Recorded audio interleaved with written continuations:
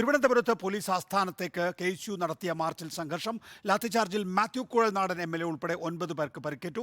KSU പ്രവർത്തകർ പോലീസിന് നേരെ മുളക് പൊടിയെറിഞ്ഞു. 15 പ്രവർത്തകരെ പോലീസ് അറസ്റ്റ് ചെയ്തു.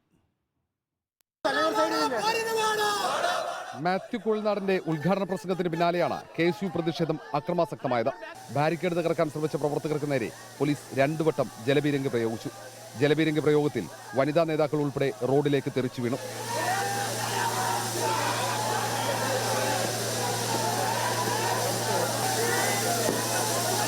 പ്രവർത്തകർ പ്രതിഷേധം തുടർന്നതോടെ പോലീസ് ലാത്തി വീശി. നിലത്തു വീണ സംസ്ഥാന അധ്യക്ഷൻ അലോഷി സേവ്യർ ഉൾപ്പെടെയുള്ള പ്രവർത്തകരെ വളഞ്ഞിട്ട് തല്ലി.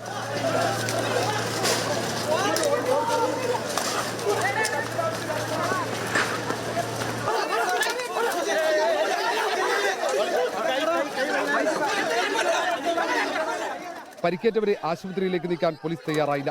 സംഘർഷത്തിൽ മാത്യു കുഴൽനാടൻ MLAക്കും മർദ്ദനമേറ്റു. നിർദാരുണ്യം 4-5 പോലീസുകാർ ഇറന്ന് വീണ് കിടക്കുന്ന ഒരു പയ്യനെ അടിക്കുന്ന സമയത്ത് തടയുന്നതിന്റെ ഭാഗമായി തടഞ്ഞപ്പോൾ ഞാനടക്കം ഉണ്ടായിരുന്നവരെ അടിച്ച രംഗമാണ് ഈ കാണുന്നത്. മുദ്രാവാക്യം മുഴക്കാൻ പോലും സ്വാതന്ത്ര്യം നൽകിയില്ലെന്ന് സംസ്ഥാന ഉപാധ്യക്ഷ ആൻ സെബാസ്റ്റ്യൻ ആരോപിച്ചു. ഒരാൾ മാറിപ്പോകാതെ സമരത്തിന്റെ ഭാഗമാവാൻ വന്ന പ്രധാന പ്രവർത്തകരല്ലാത്തവരെ പോലും അതിക്രൂരമായിട്ട് മർദ്ദിച്ച് KSUവിന്റെ എല്ലാ തരത്തിലുള്ള ശബ്ദങ്ങൾ ഇല്ലാതാക്കുന്നതിന് വേണ്ടിയാണ് ഇതുപോലെ 5 മിനിറ്റ് ആകുന്നതിന് മുൻപ് 4 സൈഡ് മൊത്തം ഒരു സർക്കിള്, ഒരു പത്മവ്യൂഹം തീർത്ത് KSU പ്രവർത്തകരെ അടിച്ചമർത്തുന്ന സാഹചര്യമാണ് നിങ്ങൾ കണ്ടത്.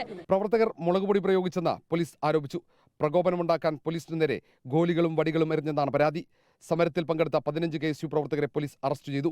പരിക്കേറ്റ സംസ്ഥാന ഉപാധ്യക്ഷൻ അരുൺ രാജേന്ദ്രൻ ഉൾപ്പെടെയുള്ള 8 പ്രവർത്തകരെ നഗരത്തിലെ വിവിധ ആശുപത്രികളിൽ പ്രവേശിപ്പിച്ചു. അതിനിടയിൽ മാനവീയം വീതിക്ക് സമീപത്ത് CITU പ്രവർത്തകർക്ക് മർദ്ദനമേറ്റു. KSU പ്രവർത്തകർ ആക്രമിച്ചെന്നാണ് ആരോപണം. Team reporter, Thiruvananthapuram.